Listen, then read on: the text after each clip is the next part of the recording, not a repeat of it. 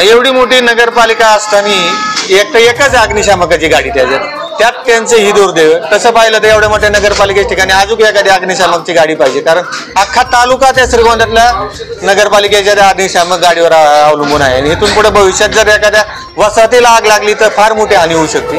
त्याच्यामुळे याची थोडीशी जबाबदारी घेऊन एक गाडी आणखी वाढवण्यात यावी आणि सगळ्यात महत्त्वाचं ट्रेनिंग स्टाफ तिथं असावा, एवढीच नागरिकांची मागणी आहे। श्रीगोंदा नगरपालिकेचा जो अग्निशामक बंब आला, एक तर त्यांच्याकडे त्यात काहीतरी पाहण्याची कमतरता होती, त्याच्याबरोबर ते हँडल करण्यासाठी त्यांच्याकडे ते ट्रेनिंग माणसं नव्हती। ड्रायव्हर एकटा बिचारा काय करणार आहे ना, त्यांनी सांगितलं याला स्थानिक लोक मदत करू लागले।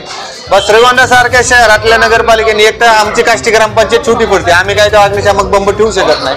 मग बरेचसे गावं त्या श्रीगोंद्याच्या बंबावर अवलंबून असताना सुद्धा हा गलतान कारभाराचा प्रकार झाला। कालचा श्रीगोंद्यातला जो प्रकार आहे तो बी त्यांच्या चुकीमुळे त्यात बी कळाला आम्हाला, त्यावेळेस बी त्यात काय पाणी नव्हतं, काय नव्हतं, म्हणजे ती माहिती आम्हाला पूर्ण मिळाली नाही। पण बा त्या ऐकू माहिती अशी की त्यावेळेस बी पाणी नव्हतं, नंतर पाणी भरलं, नंतर माणसांनी स्थानिकांनी स्टेक घेऊन मारलं पाणी।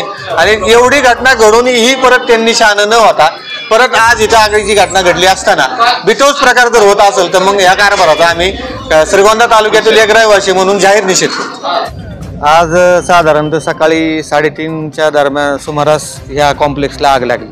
त्याच्यानंतर आमचे अध्यक्ष राजेंद्र पाचपुते यांनी कारखान्याचे संचालक बंडूदादा जगताप असतील, राकेश भाऊ असतील यांना फोन करून कल्पना दिली। त्याच्यानंतर त्यांनी कारखान्याच्या अग्निशामकसाठी प्रयत्न केले। ते कारखान्याचं अग्निशामक बी लवकरात लवकर इथं दाखल झालं।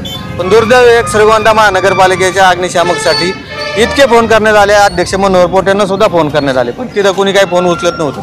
शेवटी आपल्या तालुक्याचे PI किरण शिंदे यांनी महत्त्वाची भूमिका बजावली। यांना फोन केल्यानंतर त्यांनी एक स्वतः कॉन्स्टेबल तिथं पाठवला आणि त्याच्यानंतर श्रीगोंदा नगरपालिकेचं अग्निशामक इथं आलं।